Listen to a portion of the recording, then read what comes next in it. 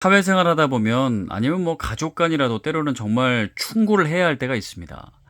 근데 상황이 바른 말을 하긴 해야 되는데 이 충고가 참 쉽지가 않아요. 과연 상대에게 상처를 안 주고 우리 관계에 문제가 없는 선에서 내가 과연 충고를 잘할 수 있을까?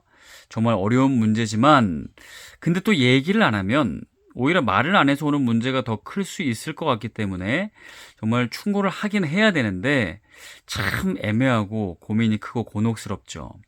근데 사실 충고를 아무리 잘한다고 하더라도 상처를 안 받을 수는 없잖아요. 그래도 최대한 충격파를 줄이는 게 중요한데 어떤 방법이 있을까요?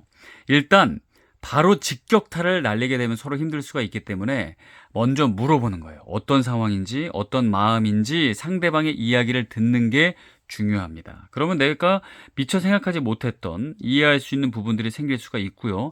상대도 그때부터 이제 마음이 열리게 되죠. 그리고 이제 충고를 정말 할 때는 너보다는 나를 주어로 말해보는 겁니다. 너 왜 그랬어? 가 아니라 나 솔직히 그 말 듣고 좀 당황했잖아. 라는 식으로 얘기를 시작하는 거죠.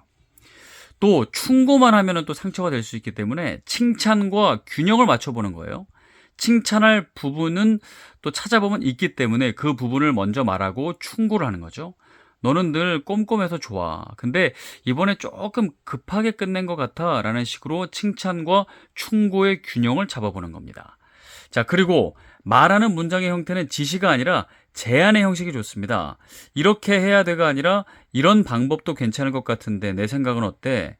같은 의미라도 한 끗 차이가 받아들인 사람의 마음이 달라질 수가 있죠. 자, 이런 건 어찌 보면 좀 기술에 관련된 그런 거지만 더 중요한 건 역시 진심입니다. 이 말이 나를 위한 거구나. 지금은 조금 충고가 듣기 힘들어도 결국 나에게 도움이 되겠구나라는 것이 느껴지게끔 하는 것이 가장 중요할 것 같습니다. 충고 잘하는 법이었습니다. 자파가나였습니다. 구독과 좋아요는 큰 힘입니다.